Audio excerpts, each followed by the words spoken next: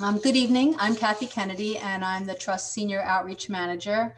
And I welcome you to our ongoing series of Zoom presentations. I hope that you're doing well and staying safe and healthy. From all of us at the Trust, we really do wish you the best, and we're really grateful that you're joining us tonight and spending a little time together. It has been an interesting experience to recreate our in-person activities as virtual programs this year, and I hope you've been enjoying them. Topics covered so far have included conversations featuring local farmers, chefs, and producers of specialty items, a look at creating and managing a living shoreline at our Greenport Preserve, Widow's Hole, hearing from those who farm shellfish from our local waters, the future of horticulture on Long Island, a local artist's connection to conservation, and even how to be tick safe on Long Island.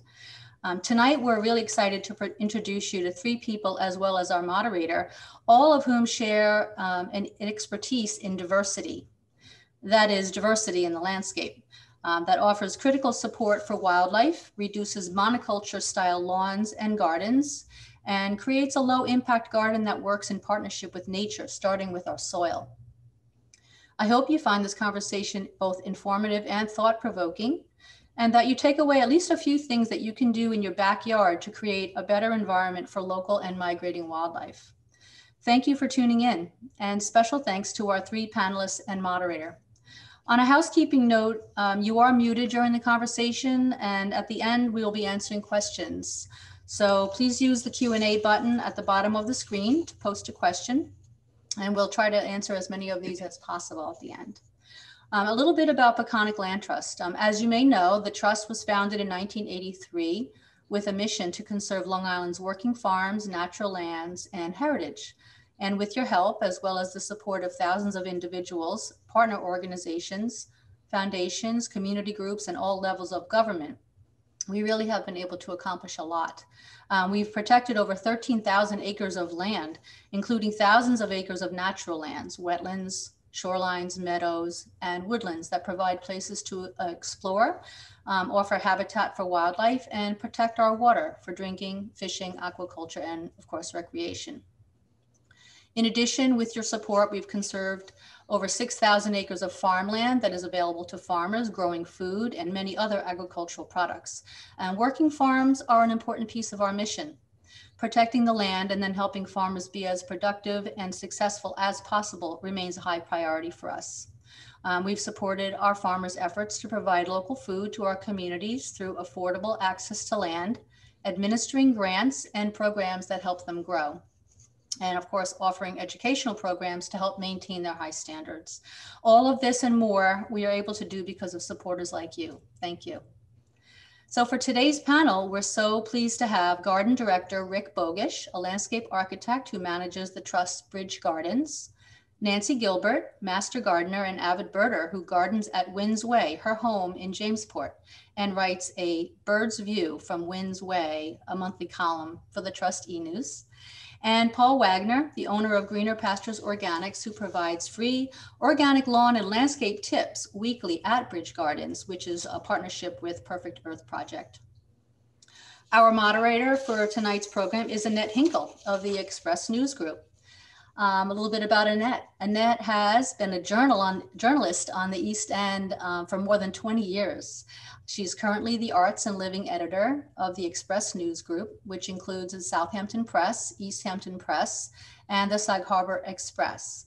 Annette also produces and hosts 27 Speaks, which is a weekly podcast with the editors of the Express News Group. Over the years, Annette has covered stories related to the area's cultural scene, as well as environmental issues and politics, and has won several New York Press Association awards for her writing. She lives in East Hampton with her husband, Adam, and occasionally their college-age daughter, Sophie. Before I turn the program over to Annette and our panelists, a final reminder on the Q&A. Please use the button at the bottom of the screen. Pose your question to the panelists. We'll turn to those questions towards the end of the program. And with that, I'm going to turn it over to Annette Hinkle with our sincere thanks. Hi, everyone. Good to see everybody today. And the sun's up a little bit longer than it was last week, I think. So this is a really interesting topic. And I think it's interesting that I was asked to moderate this because as all the panelists are aware, I'm really sort of a hopeless gardener. And so I need all the help I can get. And so I'm coming from this from some point of view of somebody that really is looking for some tips that could really be used in my backyard. So I think that I'm in good hands here. But I thought since we have the three panelists that we would maybe start at the bottom, which would be the soil. So I wanted to bring Paul into the discussion first. And Paul, I wondered if you could talk a little bit about what's happening underneath our feet. People can't see the soil, and they maybe go out and they buy some nice things to put in the backyard, and they may fail, and they may not be doing as well as you would hope. And I think a lot of people, especially beginners like me, forget a lot about what's going on under the ground. And I wondered if you wanted to talk a little bit about soil health and how you can tell if your soil is in need of help, and some of the steps we could maybe think about starting with to get it to a better shape to support some of the plants that we love to have. Well, for starters, yeah, it really all starts with the soil. And just to give you an idea, a teaspoonful of healthy soil has about 600 million up to 10 billion bacteria, depending on where it is, forest, landscape, that type of thing. And the amount of fungus that's in your soil, this is beneficial fungus. If you measure them end to end, you could be looking at anywhere from a few meters, if you measure them all end to end, to miles of fungal strands in your soil. And when you think about diversity, which is our topic today, in order to really have a diverse set of plants on your property, you really need to have a great diversity in your landscape, or in your soil, I should say, in your landscape soil. Just to give you an idea, a forest, like an old growth forest, you might have 40,000 different species of microbe in that forest. And you were saying, what kind of things can we do? When you add something like compost to your landscape soil, you're adding maybe 3,000 to 5,000 different species. So it's really hard to mimic what Mother Nature's done over hundreds and thousands of years. But so, utilizing compost is one great tool. And then, just a minute thinking about Mother Nature, and that's kind of our whole approach, is to try and mimic Mother Nature and what she's done.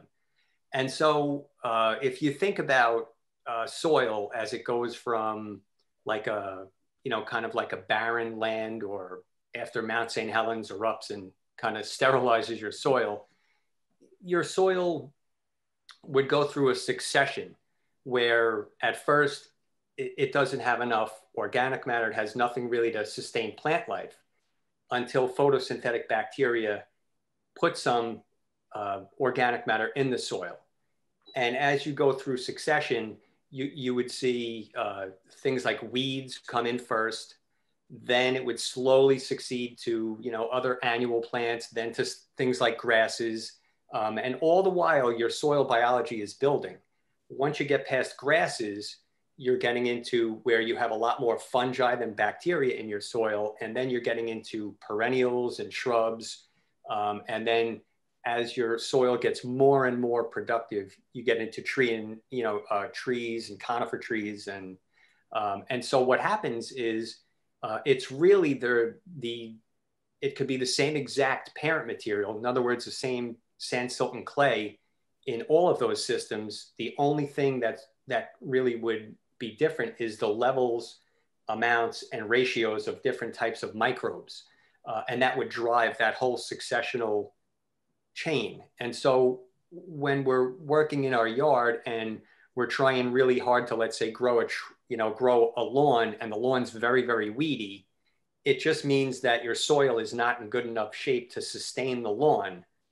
And we need to make some applications to kind of get it more in the right area, or to avoid the frustration, then it's a good idea to put the work into the soil before you even attempt to grow some of the things that you're really desiring to have, right? Absolutely. And just, again, as a Mother Nature would never put, a rhododendron in a weedy soil in nature.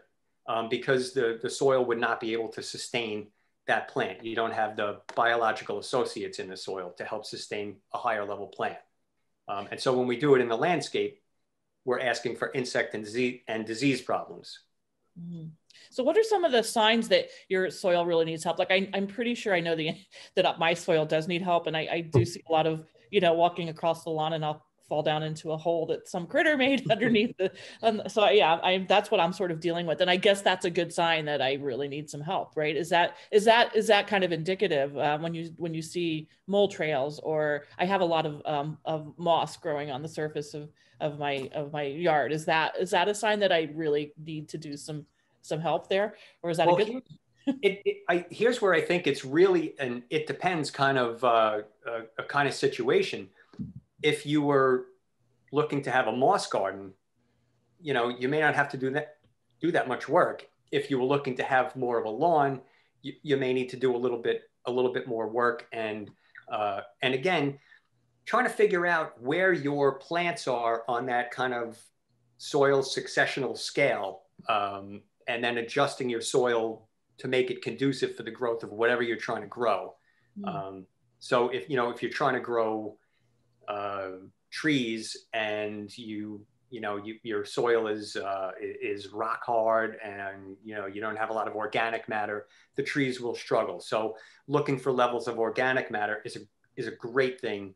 And when you see what kind of other vegetation or what I call volunteers, what Mother Nature's just growing, that gives you a really good indication. If you have the only volunteers are weedy annuals, it tells you that your soil is really not doesn't have enough organic matter, or hasn't progressed far enough to sustain that higher level plant. If the weeds that are coming up are more like black locust trees, if that's what's coming up, then you might have a soil that can be very highly productive. Interesting. So what are the steps that you take in order to help people change their soil to what they're really hoping to accomplish? So again, we try to customize the soil to grow whatever plants were, if people hire us to do, let's say, manage their trees, many times we're using, people have a tendency to clean up their leaves because they don't like that look. They want a more pristine look. So step number one is education. We're trying to get people to leave the leaf litter, because honestly, there's nothing I can do that's better than leaf litter. Mother Nature had it all figured out. But when people want to maybe limit that, we do add foods that will feed the microbes that leaf litter would feed, and provide a little bit of habitat. And whether that be a little bit of granular humate, could be some compost, it could be wood chip, could be something like that. Could be biochar, which is a kind of a newer tool. It's a soil amendment, but that provides a little habitat and food.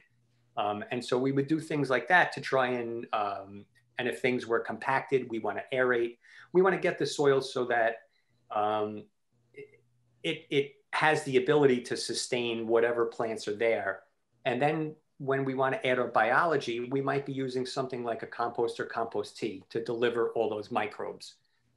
So first is setting the stage for the microbes to live. Next is adding the microbes. And you really don't advocate maybe adding chemicals and that sort of thing if you can avoid it, right? Exactly. And in my experience, I would say I can't say it's an absolute. I would say there are some limitations to our organic program. Weed control would be one of the really, really tough ones in a lawn, to get as good a control with organics as you can with chemicals. So that's kind of a tough thing, but it's not impossible. It just we may have to work a little harder with seeding, with making sure we have good competition, and also getting that soil to be more conducive to grasses than the weeds. But in general, I would say 95% of all the issues you can have in your landscape, you can do, you can manipulate your biology instead of adding chemistry. Yeah, that's smart. And I imagine I wanted to move over to Rick, because I imagine, Rick, you're doing a lot of that at Bridge Gardens. And I thought it would be interesting if you could share a little bit about the evolution of Bridge Gardens and how you've been sort of working to change that landscape to one that relies more on native species. And I've always been curious too, are native species easier to care for than some of the imported species that we've seen in the area in the last 20, 30 years? Well, let's see. First of all, we're blessed at Bridge Gardens with really good soil, with Bridgehampton loam, and it's very easy to grow plants here. And I would say it was about 5 years ago we changed our collections policy to focus primarily on natives.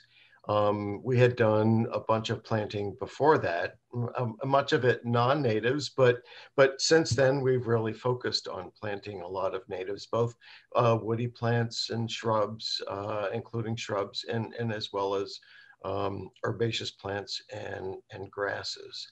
I would say sometimes I can't grow plants because native plants that I would like to, because my soil is too good here. Low bush blueberry doesn't do that well here.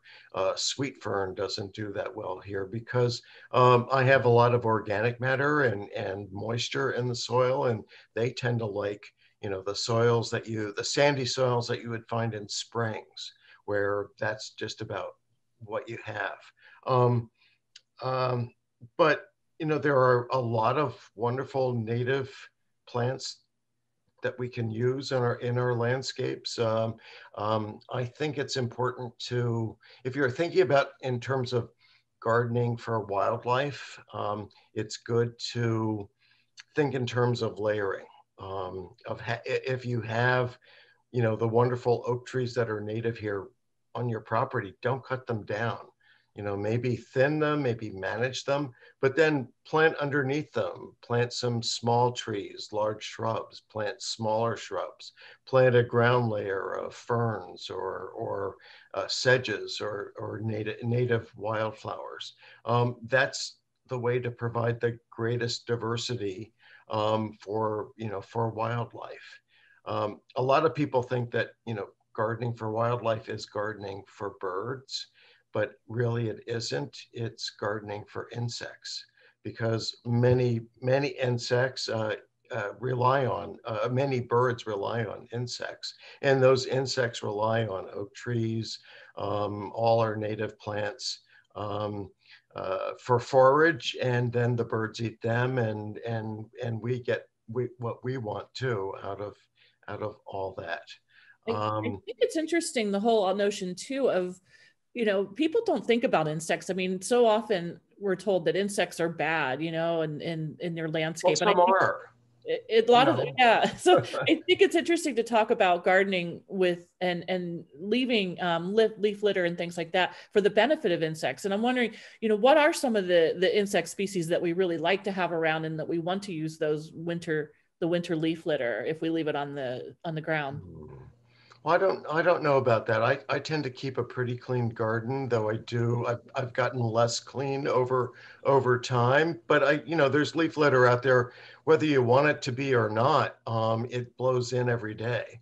So it's after a while you give up and you just let it build up to a certain amount. But I don't know if it's the leaf litter that does it for the insects, or just providing those habitats. I think, trees are one of the most important plants that we can have, native trees, for butterflies, moths and butterflies, for the larvae, there are host plants, but, you have to provide, there are host plants.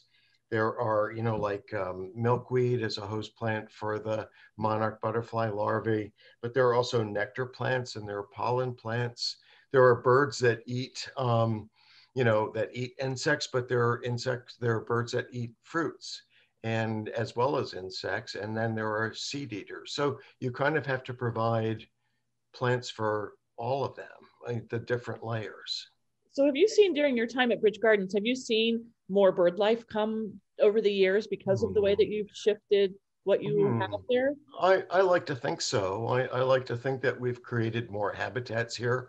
I think, I'm a big advocate of native plants and so forth, but I'm always surprised at how much non-natives supply to bird life. They love porcelain berry fruit and bittersweet fruit and spread it all over the place.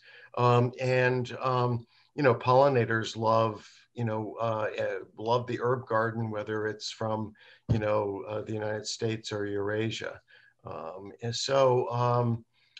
think that, I think we really do need to focus on natives for most of our landscaping needs, but that doesn't mean we have to be totally fundamentalist about it. So. And do you plant some species? I think you'd mentioned the milkweed. Is that it sounds like a good idea to maybe give some species over that that the insects or the larvae are going to enjoy, just with the idea that that's what it's there for. They're going to eat it, and that's what I need to put it there. Yeah, I think that's a good idea. I mean, I think everybody could find a spot on their property to let a milkweed grove grow. I mean, they are weedy, they take over.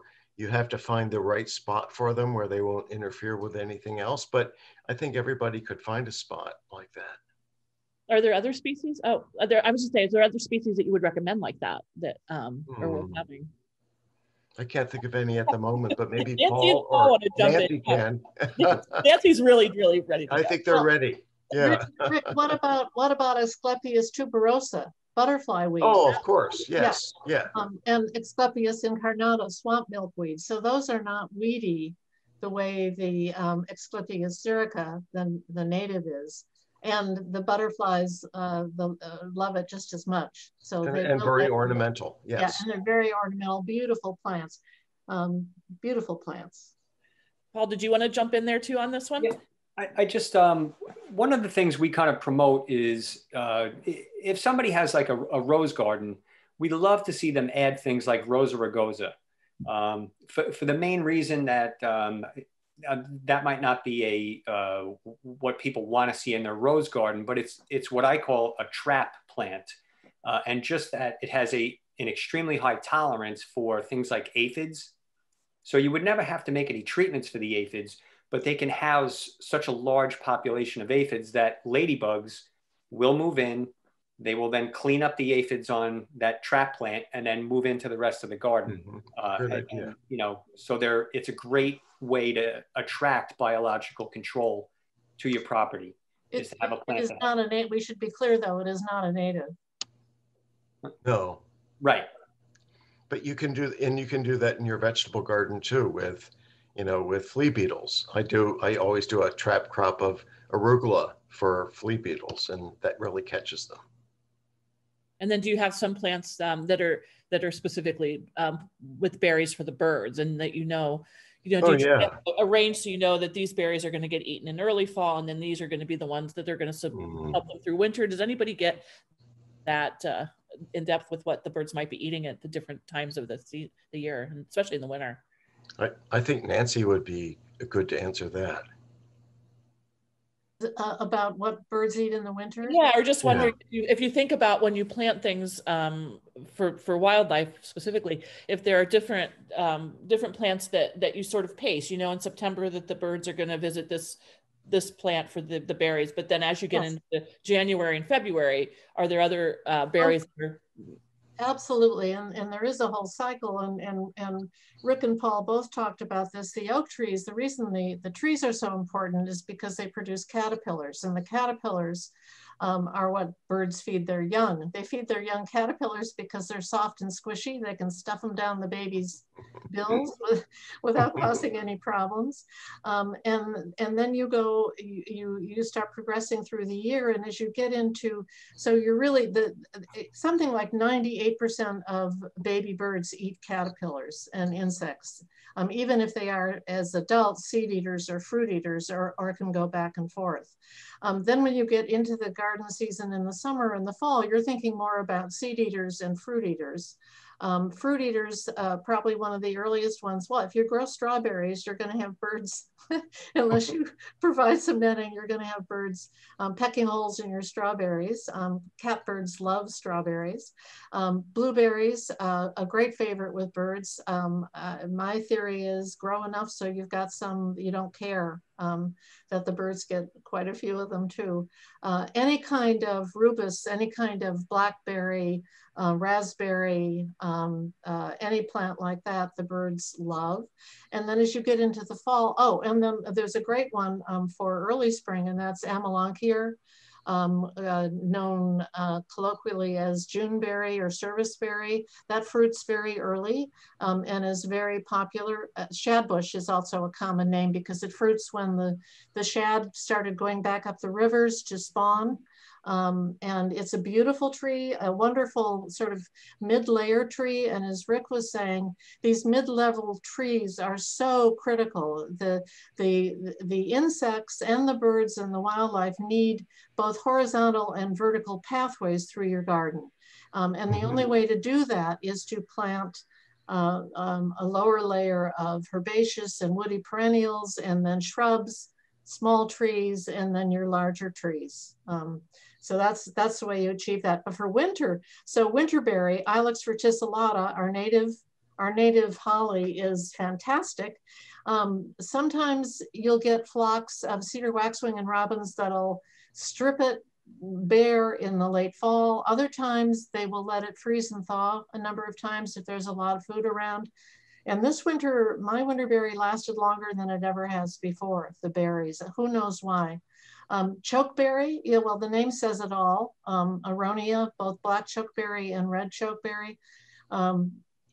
Humans don't eat it. It's very bitter, and it's much better and palatable for the birds after it freezes and thaws a number of times. So there are a bunch of berries that will hang on for most of the winter because they're not that tasty.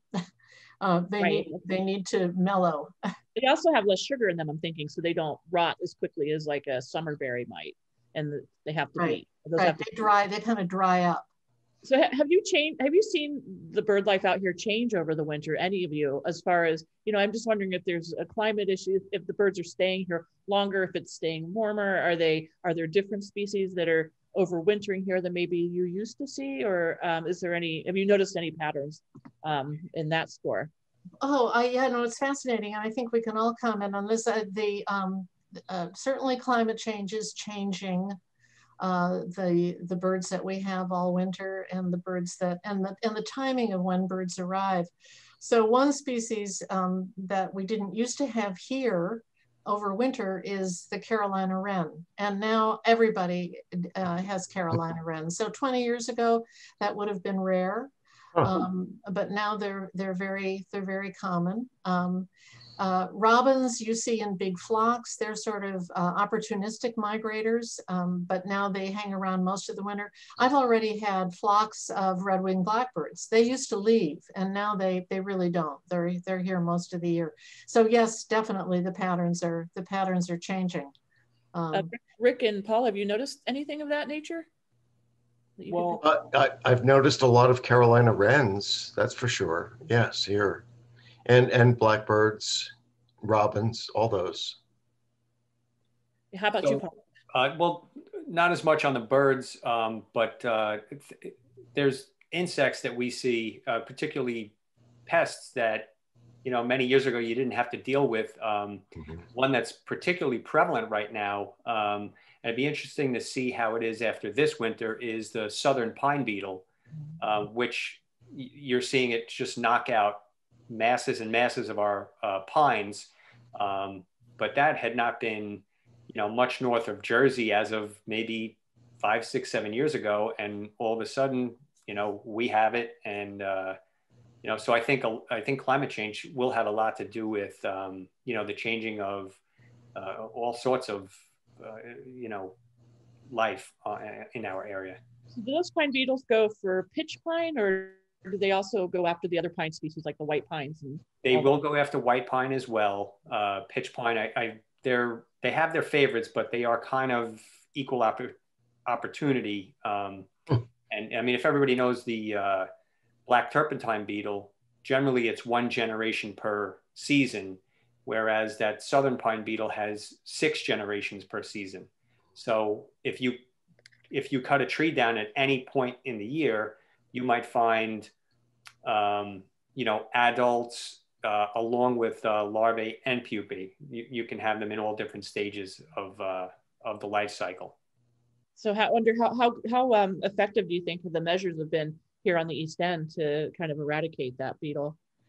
I mean, they have come up with this plan to cut the trees and leave them in place, which I don't know how effective, because I still see, you know, it kind of ebbs and flows, the population. Some years you see big masses dying, and other years you don't. So again, I'm wondering, we haven't had a cold winter for a few years, and I'm wondering on the heels of this winter if that's kind of going to knock some of the population out. Yeah. Wow. Yeah, there's all kinds of insects, good and bad, right? Yeah. So Nancy, I thought it would be interesting to talk a little bit about your philosophy and your property. And I think that you and Rick have a little bit of a difference on how to deal with fall cleanup. So I think I'll let you two go at it a little bit. You can talk a little bit about your philosophy, and then Rick can tell you why you are wrong or right. All right. Shall I start, Rick? Yeah. Sure. Yeah, please. So my philosophy has evolved, and when I first took the Master Gardener program in 2002, I did what I was told. I cleaned up my garden in the fall. I cut everything down. And the mantra was really that you're preventing the spread of disease by cleaning up in the fall. It was easier to do it then, et cetera, et cetera. I'm sure there were some other reasons and I can't remember. But what has struck me over time and watching the birds in my yard is that they, especially robin species, sparrow species and the finches and all the little ground eating birds, they need the leaf litter to scratch in. There are insects underneath, spiders, all kinds of things will winter over in that leaf litter. And a lot of the native bees actually spend the winter in hollow stems of woody herbaceous plants. So I've switched my practices entirely, and I don't clean up in the fall. Very minimally clean up in the fall, and I leave the leaf litter. And I've developed really a practice of, I don't let any organic matter leave my property. And I have a barn, so I can hide it behind the barn. And I understand that that's not possible for everybody to do. But one thing that I will absolutely recommend to people, if you really want birds in your yard in the winter, is create a brush pile. It doesn't need to be huge, but it's so important because the birds will go into that brush pile and winter over on cold nights, and the snow on top of it is a great insulation. It's like being wrapped up in a blanket. So Rick and I do slightly differ on the cleanup practice, but he's, you know, my garden's a private garden, so nobody's looking at it except me. I don't have to, it doesn't need to be beautiful for everybody. It just needs to be beautiful for me. So how many acres do you have, Nancy? We have altogether 15 acres, but 10 of it is in hay, and that hay feeds my nephew's cows. It's not all under cultivation by any means. So I just happened to notice an interesting question that somebody happened to just throw in the chat, and we're saving our questions till the end, but this one really strikes me because I'm from Southern Ohio, and the question that they asked makes my skin crawl because I was terrified of cicadas, which came out very regularly when I was growing up. And somebody was asking about the impact of the soil that the 17-year cicadas have. Now, do we have, I know that they expand and there's all these different broods that come up. Do we have the cicadas here on the east end of Long Island? I mean, I'm definitely not like I remember from growing up in the Midwest where they would just be clouds of them, but just wondering, yeah, I mean, I imagine, Paul, this is your territory, right? Yeah, we do have cicadas, and there are annual cicadas. There is the 17-year. I believe there's also a 7-year and a 10-year. There are multiple species, and But there are some years that are obviously heavier than other years as far as population of cicadas. But we do have annual cicadas, so you'll see some every single year. And they don't seem to be as prevalent on the East End as they might even be in just Nassau County. I just wonder if that's something if they're moving out this way, and that's something that's, it's coming to get you, coming to a neighborhood near you. They don't really hurt you or anything, as far as I know. They just terrified me as a child. But I just wondered, that many, is that, I think it's an interesting question, that many in the soil, does it add nutrients I don't know, or does it rob nutrients from I don't know that they have a great impact on, to any level of, nutrient cycling or anything in the soil. The one thing they do, we're seeing a lot more of cicada killers. If you've seen those, if you were scared by cicadas, cicada killers are, look those up later. They're about the size of your pinky, and they're a wasp, basically. They're like a big wasp, yeah. Are these the ones that are coming into like the Pacific Northwest? No, they're different.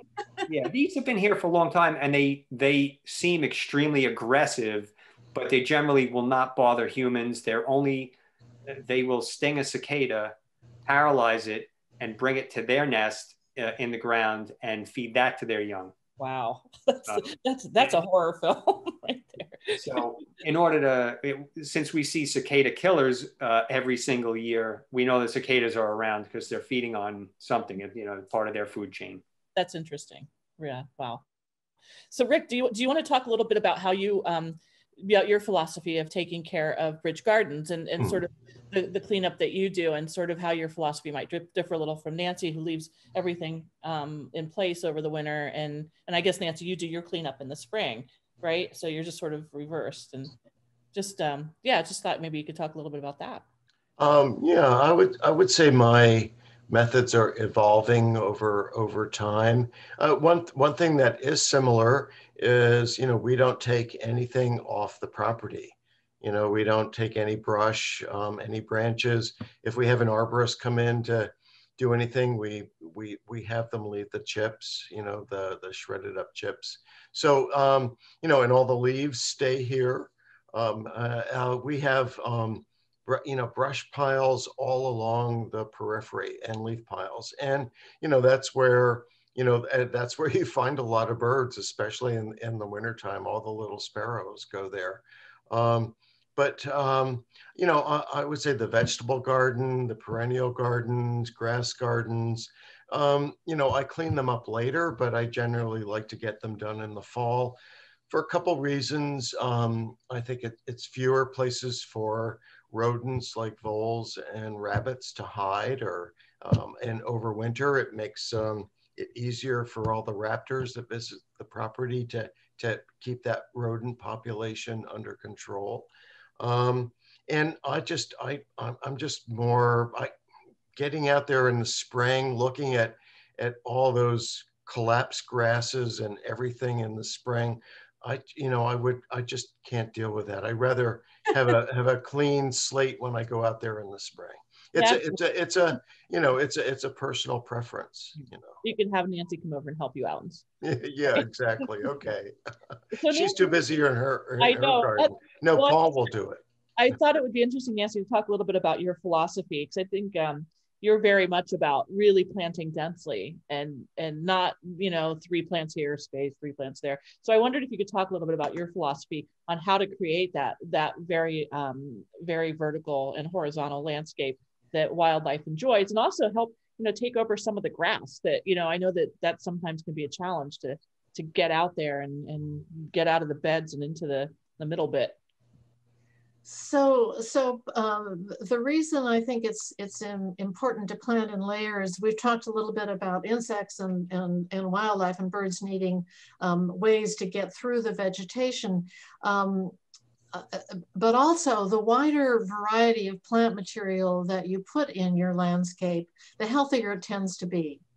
So if you have an insect infestation if you have just a rose garden, and nothing else, and your roses get attacked by something, you're going to have trouble. If you have a garden where you've integrated roses into various perennial beds, chances are that all of the roses aren't going to get attacked at once, and it kind of balances itself out. So what I don't do is I don't treat anything. I let Mother Nature take care of it.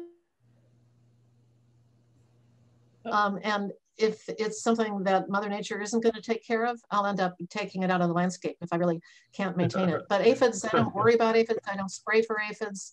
I let the ladybugs come and get the aphids. But I can't remember what you actually started out asking me about. I was curious about the density of your plantings as well. So plant densely because it keeps the weeds down. It makes it easier to garden.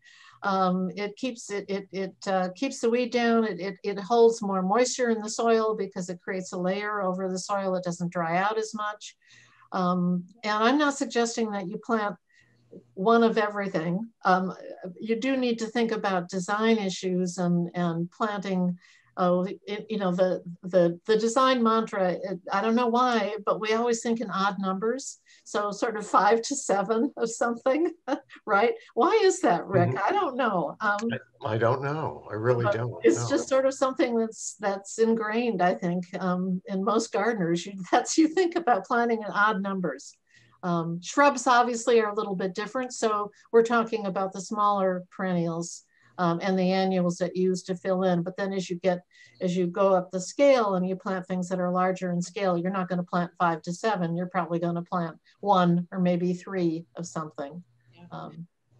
Yeah. How do you feel like the philosophy in dealing with the landscape has changed in the last 15 or 20 years? And have people really embraced the whole idea of densely planting or getting away from non-native species? I just wonder if this is a trend, and the understanding, like we were talking earlier, of the importance of insects. Is this sort of something that we're seeing across the board, where are people sort of abandoning the idea of the very formal garden and going to the more natural settings?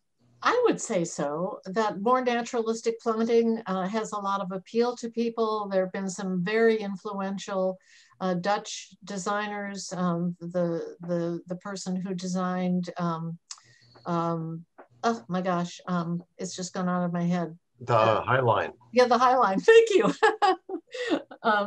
And so that whole approach to planting, I think, has become very popular. It is one that is much more friendly to nature. And I think that the people are thinking more now about gardening for the environment as well as gardening for aesthetics. So it's really, and that's maybe a personal preference, but I see it happening. I see how popular Doug Tallamy is and his work on attracting wildlife to your yard and that style of gardening. And that's, his first book came out how many years ago now? And it took a while, but now with the second book, I mean, it's like everywhere. I wondered, are people, there's been such news about, the plight of the honeybee and then you have the tick invasion and all that. So I wonder if people are just really more aware of the importance of honeybees and the need to sort of try to diversify to get sort of the health of the landscape back in balance. I mean, I know for me, it's I find it it's a great thing when we get a client who gets interested in putting a hive on their property. They do become much more receptive to, let's have some clover in the lawn, which can have many other benefits for, fixing nitrogen, cutting back on fertilizers and things like that, and to make the lawn give a lot more of a natural look, but also be a lot just generally a healthier lawn. And once people have, they have a hive on their property, they really start to think on a different level of, now we have to care for the hive. We really need to, get rid of the pesticides. And so, from the level of diversity and kind of the more natural approach, layering the property more, having more things for the honeybees to feed on throughout the season. It's people get to a much different level of awareness when they've made that commitment. Yeah, they really take ownership of it. I think that's kind of an interesting equation. They really understand it. So Rick, I was curious how native species have sort of come into Bridge Gardens. Would you say that they're like what the ratio is of native versus non-native, and has that changed a lot in your time there? And what, if you could think about what the percentages might be over the years? Yeah, I don't know about the percentages. I would say it's definitely gone up over the past 5 or more years. When I think about what I'm planting this year, everything is native, and and I plant hundreds of grasses and herbaceous species every year. So in numbers wise, it's a lot. How much area out there? It's not so much. But let's see. I mean, I enjoy planting native species, and I think it's very interesting to try them. Right now I'm trying to use them in ways that are more traditionally ornamental. The way people use non-natives, and say in perennials or in naturalistic borders. That kind of thing. But over time, I would like to do, more or less controlled situations, more meadow situations, more hedgerows, basically. And hedgerows are, a wonderful model to follow because they have trees and small trees and shrubs and herbaceous plants right at the bottom. So that's a good model to follow for your property, especially say for the peripheries. And it probably brings in a lot of animal species, I would think. But birds and other squirrels and who knows? Yes. Yeah. Insects. Nancy, you look like you want to speak. Well, the one thing I wanted to say before we forget it is that the most important thing to provide on your property, if you do want birds, is water. Water, yes. And in the winter, it's very important. And these heaters or heated bird baths are very inexpensive. And the birds will take baths all winter long, and they need to, because what they do is they have to clean their feathers, and they need to have clean feathers in order to fluff them out and create the air pockets that will keep them warm. So it's critically important. So source of water, and then when it gets warm again and it's no longer freezing at night, you can replace the heater with a little drip thing. They love dripping water and are very attracted to that. So that's probably more important than the food plants or feeding birds, or it's that source of water that is really, really critical. And Nancy, do you supplement with bird feeders around the winter as well? I do, yeah, because I love to watch the birds come to the feeders. And suet is probably the most fun to watch because you get all the woodpeckers hanging on. But yes, I do feed. Yes, nice. So this has been a lot of fun. Do any of you want to bring up any topics that we haven't touched on that me as a novice didn't think to bring up? No, I would say let's open it up to the questions. Kathy, do you want to take that part? Sure. Yeah, thank you all for doing such a great job. And we have a lot of great questions, some of which you've answered, I think. But one person, Michael, had asked, is cultivating the soil helpful or harmful, in other words, to mix in compost? He's planning to replant the lawn this spring and wanted to know any suggestions on natives as well. So he's a multiple part question. Who wants to tackle that? Well, for cultivating in some organic matter, the more passive a way that you can introduce that organic matter, the better off you are. You definitively do not want to use a rototiller, because a rototiller will destroy all of your soil structure and can actually create a layer at the bottom of the tines where you'll have a discontinuity and water will not move that readily. And if water doesn't move that readily through it, it can back up and you can end up with some anaerobic conditions. So your best bet, if you are going to add some compost, depending on how much you're adding, you can do a top layer, and then you can, if you're seeding the lawn, seed the lawn into that. And the organic matter, the earthworms and other insects will move it and help it migrate, kind of into the root zone. So the other thing is, the more you turn your soil, you're actually releasing carbon dioxide, which really is food for beneficial microbes in the soil. And so the more you cultivate your soil, carbon dioxide is actually, CO2 is carbon. That's part of the organic matter that you'll actually be releasing out into the atmosphere. So you want to try and avoid that. So layering is a little bit better way to preserve what's in your soil and then add to it. Thank you, Paul. Heather asked whether we can have a suggestion on a native mid-level tree that can grow in a partially shaded yard. So maybe either Nancy or Rick. Oh, so many. That's the exciting thing. Amelanchier was a great one. Oh my gosh, there are just tons. Chokeberry is a great one. Amelanchier is another one. I certainly think Cornus Florida, the native dogwood, is absolutely, it's a remarkable tree, and they're now, they've done a lot of breeding work. There was a real problem with native dogwoods, with dogwood anthracnose, and they got wiped out up and down the eastern flyway.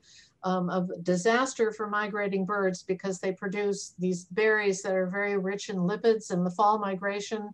They were so important, but you can grow them now without worrying about so much disease, and they're beautiful, and they have such a sense of place. I think they're absolutely wonderful. But they're a lot viburnum species. The native viburnums are a little bit smaller than the trees. Cerces canadensis, the redbud. I mean, they're just it's a wonderful list. Nancy, to follow up on that, I mean, do you have a suggestion for a location, if there's someone to find that list?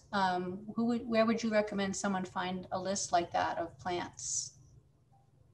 The native plant lists have all kinds of things like that. I think I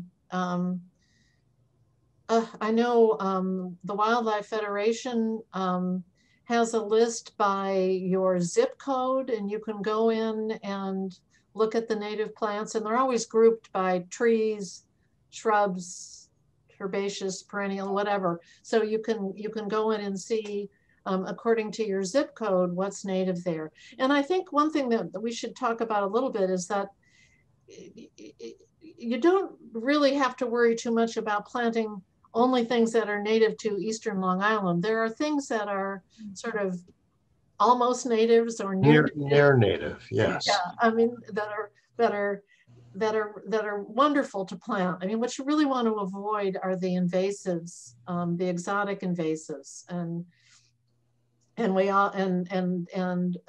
but I wouldn't get too hung up about planting only plants that are native to Eastern Long Island, unless you want a really specialized garden. But there's such a wide variety of native plant material to choose from for the Northeast and the Mid-Atlantic states. We're very lucky. Nancy, there were a couple of questions that were specific to you with regard to your spring cleanup, since you differ a bit from Rick in your practice. There were actually two people who wanted to know, when actually do you start your spring cleanup? Is it too soon? What's a good time to do it? Is it March, April, May, you know? It depends on the weather. So for instance, the orchard, we pruned the orchard in January. So the minute we could get out there, we started on that, because that takes a lot of time and needs to be done before we get too involved in the perennial beds.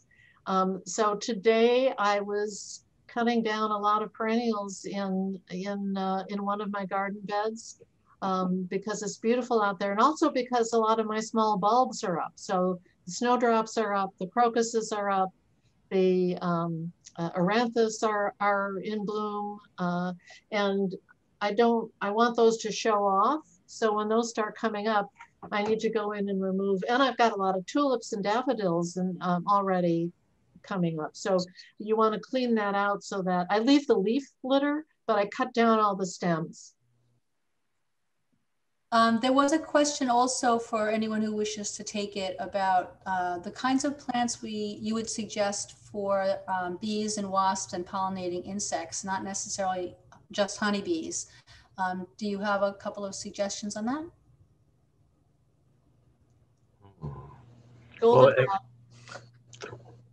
Go ahead, Nancy. Goldenrod, all the goldenrods. Goldenrods, that's really good, yes.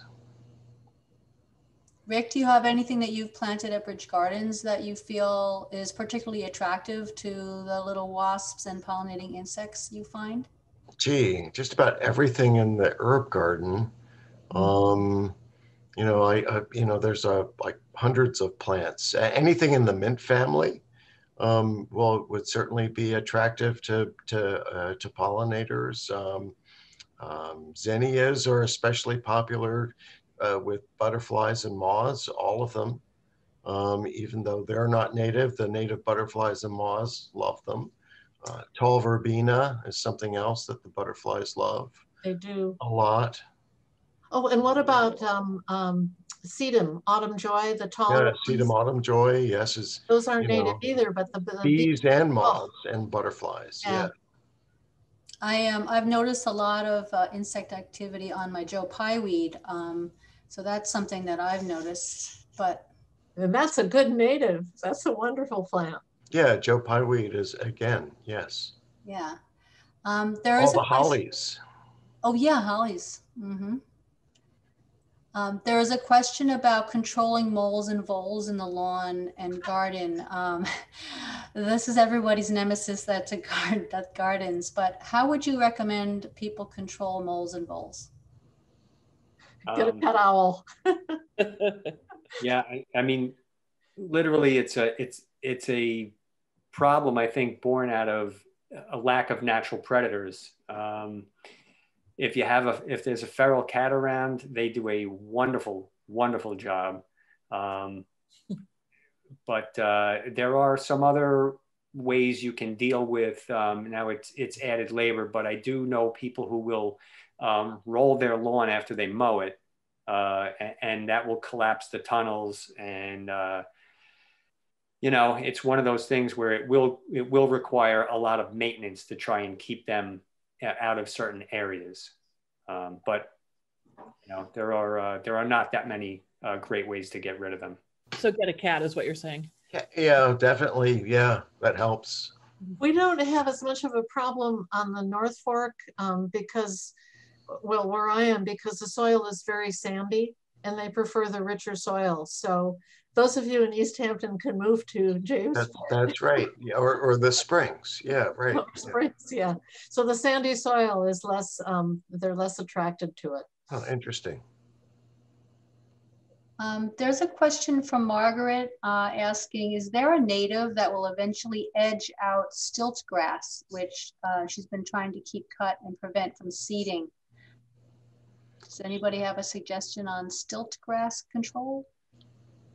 I don't know what stilt grass is. I don't either. Huh. So maybe if Margaret's still with us, maybe you can add a little bit of a... Unless she means Phragmites. I don't know. Preventing it from seeding, so I'm not sure. So there's a question from Ty about the mantid population, asking about the opinion on Chinese mantids and native Carolina mantids, and should there be an eradication of non-native mantids? I mean, are they bad? Do you want to take that? I didn't know there were non-native mantids. Is that like a praying mantis? Yes, praying mantis. Yeah. So I didn't know there were non-native ones. I really didn't. I didn't know it either. Yeah, from what I understand, that there's an Asian mantid that's much larger than the native mantid, and I noticed it in my yard this past year. So I guess the question is do the larger Asian mantids take over for the native mantid? So it may be something to respond back, you know, in the future if we don't have an opinion. Yeah. It's a really interesting question. I mean, mantids, both the native and the Asian ones, will eat bees. I mean, they eat anything. So they'll eat the bad insects, but they also eat the good ones. And there's certainly cases of mantids attacking hummingbirds. They'll hang on your feeder and go after a hummingbird. So, Wow, really? yeah, I mean, it's pretty awful. But I've not seen a lot of the big ones here, so I don't know how prevalent they are. So something to think about for next time, maybe. There is a question from someone, from Kim, actually, who's asking about attracting bats. That, you know, there has been a decrease. It seems to be a decrease in the population of local bats in the summertime. And is there anything that she or any of us can do to attract bats? I mean, we have installed bat houses on many properties. You know, I would not say that they are all become inhabited, you know, immediately. It is a little bit of a hit or miss thing, but providing, you know, habitat for them is kind of the important aspect of it. Having a big wide open yard with no trees is generally not going to be very conducive to attracting bats. They need some cover. They need some habitat to you know, in which to live in order to you know, to be around and feed on mosquitoes and you know, all those other benefits. If you have a pond or a swimming pool, you're more likely to get them because the bats like to fly over the water to catch insects. So that's, if you've got a swimming pool. Do we know the species of bat that's most likely to move into a bat house on the east end of Long Island?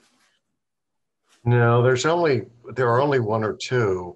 Yeah, the little brown bats. And they've been decimated by disease, you know, the past few years. And that's more of the reason you don't see so many, more than anything else, is that disease really crippled the population. That fungal disease, right? Yeah, white nose disease, I think it's called. Yeah. Yeah.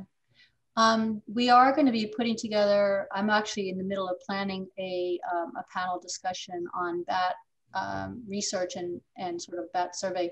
It'll probably be happening in maybe September. So for those folks that are interested in learning more about Long Island bats, you can stay tuned to that. I just wanted to chime in. Great. There's a question from Peggy. Does anyone know if weed cloth is compatible with a native garden? She let the leaf litter build up, but she's not sure if it's helpful since the insects have no direct path to the ground, having used the weed cloth. She says she's not used it in her last 2 native beds and wondered if she should rip out earlier versions of the cloth. So any thoughts about that? I mean, my experience has been they will make weeding a much harder, eventually weed seeds get in there and you end up with the vegetative portion of the weed on this side and the roots on the other. The other side, and they make hand weeding much more difficult. And you also then have a synthetic fabrics, you know, in your soil. You don't get a lot of mixing if you're like we've all been promoting organic matter.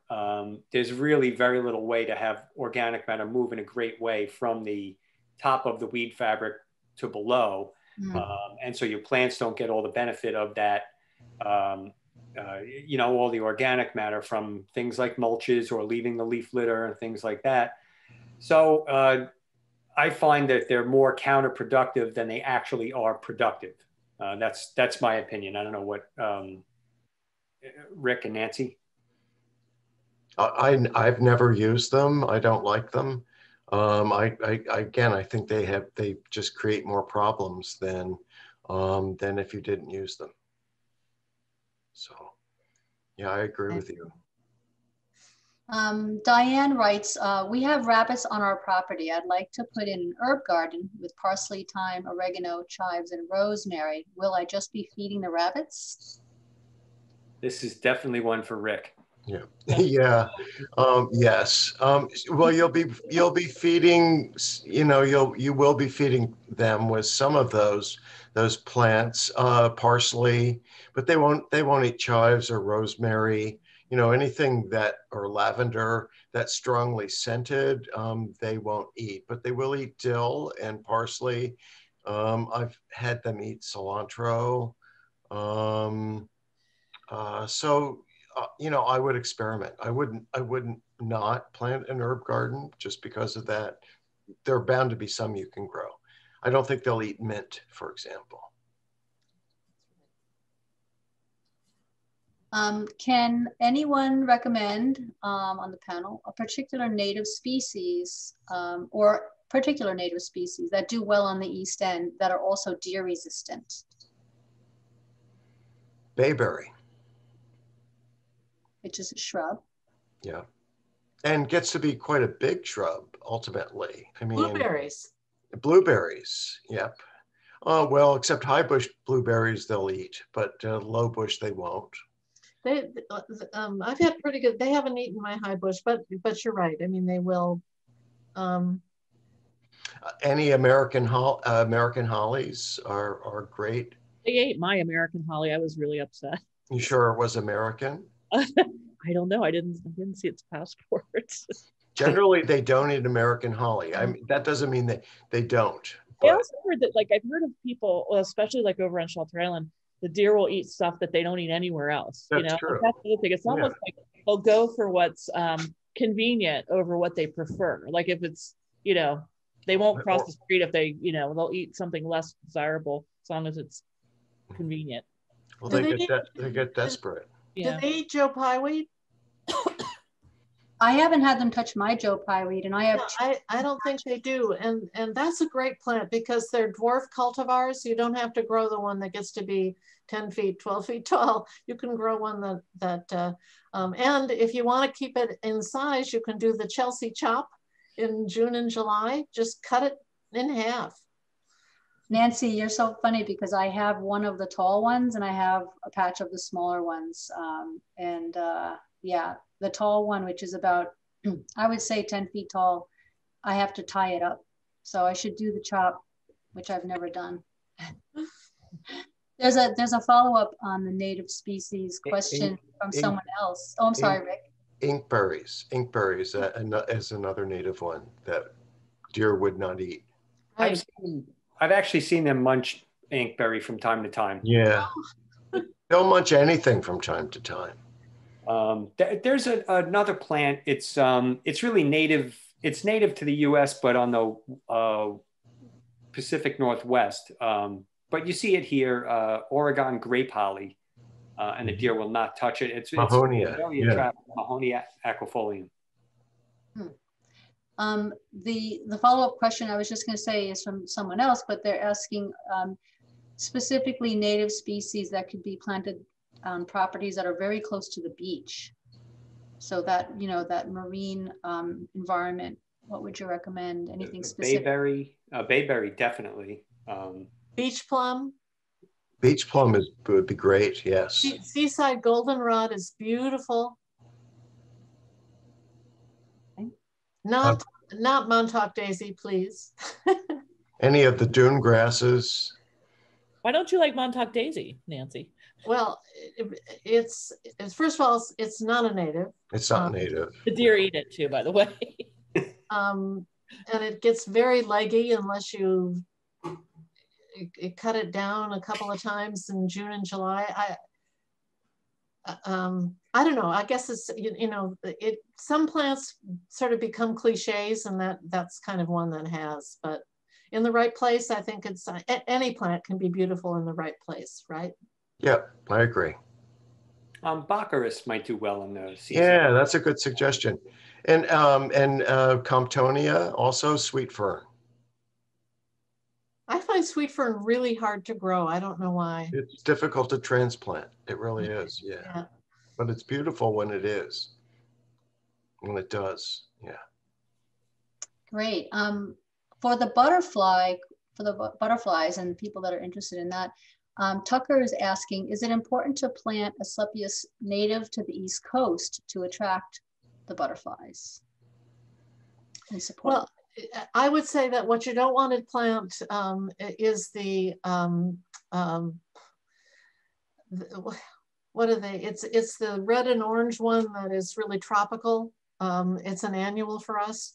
Don't do that one. It's the but do tuberosa or incarnata or sirica, any of the native ones, and they'll be fine.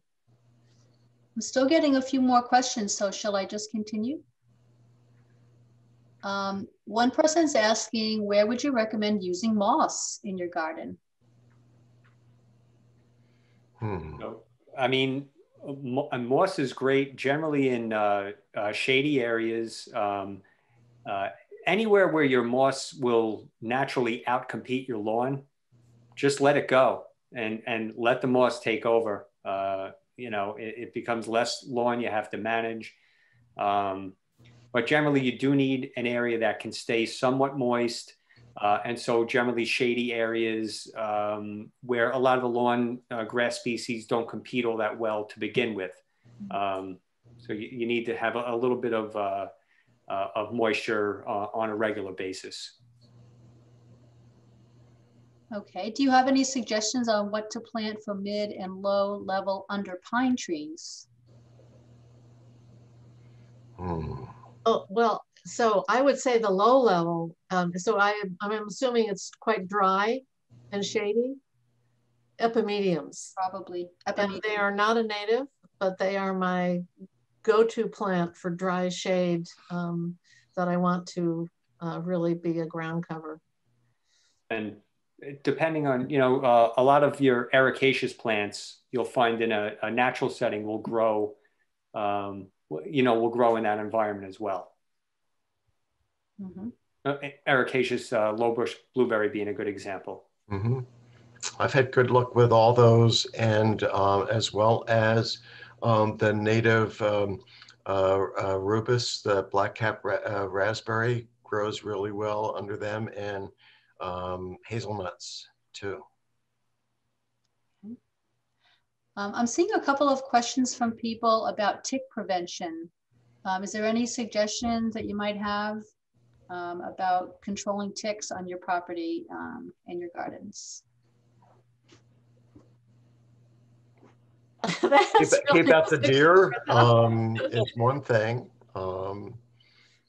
It's a tough question. You know, it's hard. You can, there are all kinds of sprays you can use. You can keep out the deer by having a perimeter fence that helps. Do you have recommended sprays, Rick, that you've used, or? No, we haven't. We've never done that here. So. Right. But see, I think, Paul, doesn't cedar oil work for ticks and other oils, orange oil?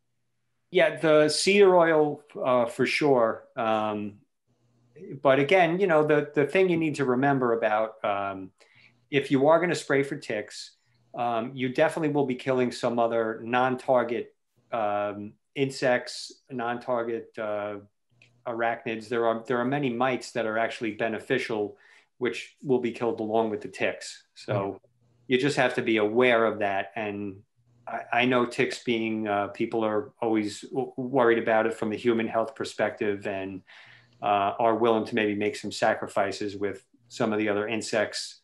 But so that's a decision everybody kind of has to make. But, you know, there are some controls that aren't awful as far as environmentally.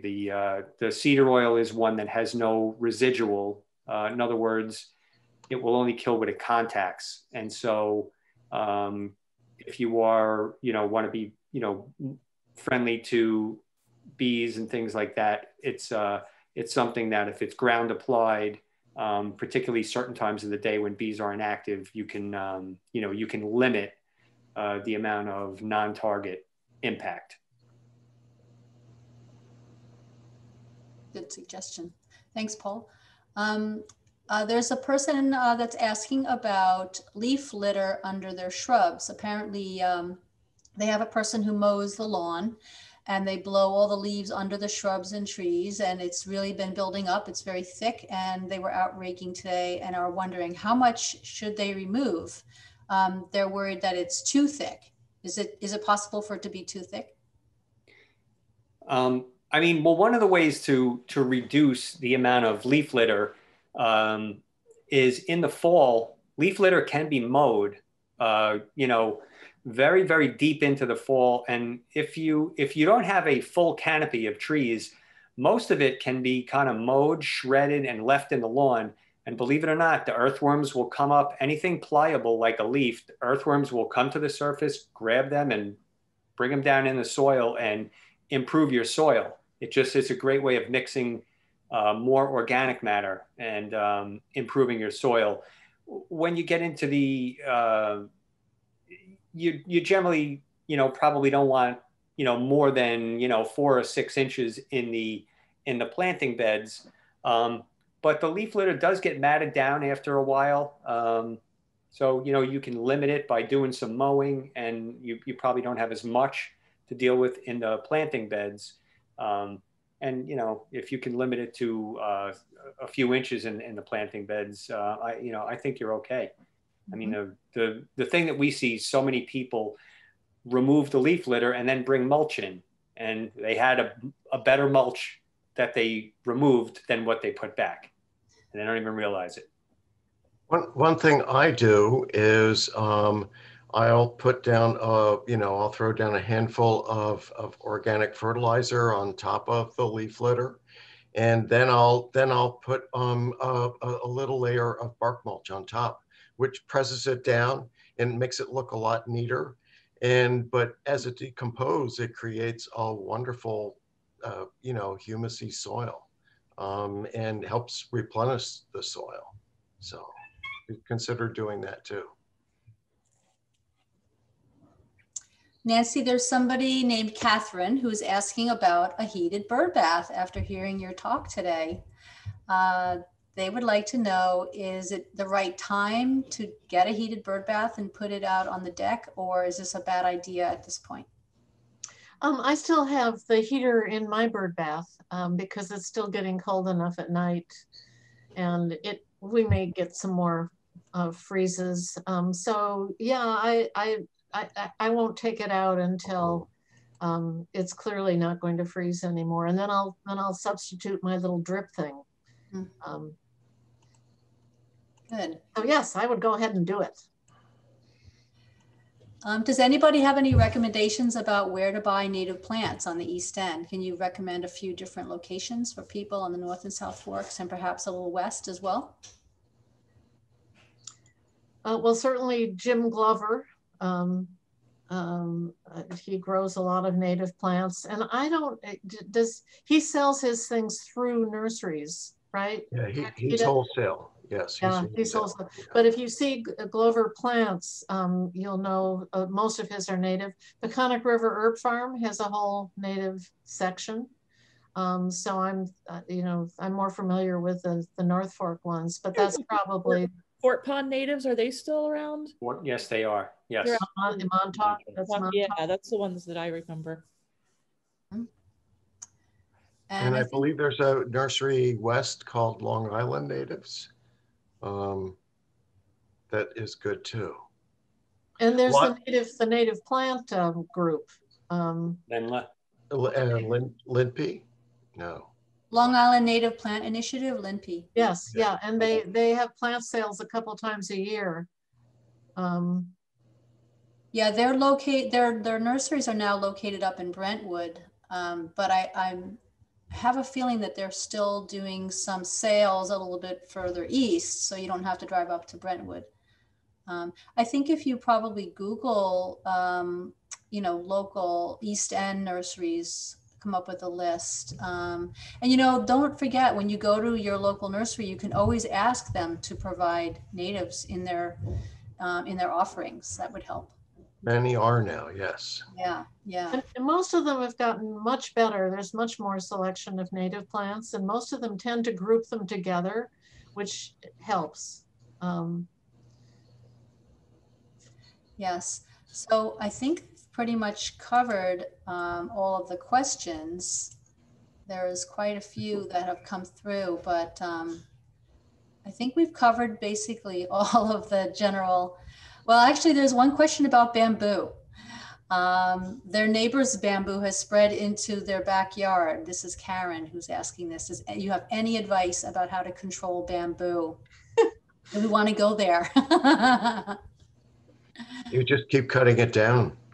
That's all you can do is in the, the new shoots start coming up in May, and you can go out and kick them every day as they come up and are about 6 inches tall. If they get out of control, just go in there with loppers and cut them down. That's what we do. Mm-hmm. Okay, there's one last question here that just came in about slugs. Are slugs good for the garden, or should we get rid of them? I don't know. That's a good question. I think they're bad, but I don't have a problem with them, so I haven't really, had to deal with them. I don't have a problem either. And I mean, we never, we don't deal much with slugs. I know they'll damage. I need the famous plant that they damage is hosta. Hostas, yes. I mean, I think there are organic baits that you can put out, and I think people have various success rates with them, but I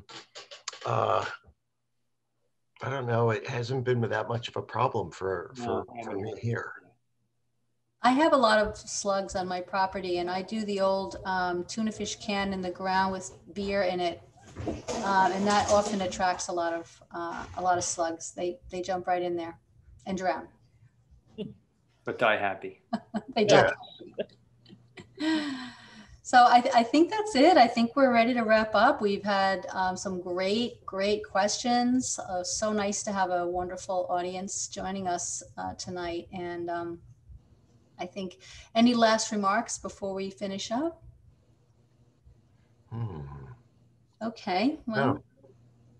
All right. So thank you, all of you, for joining. Thank you.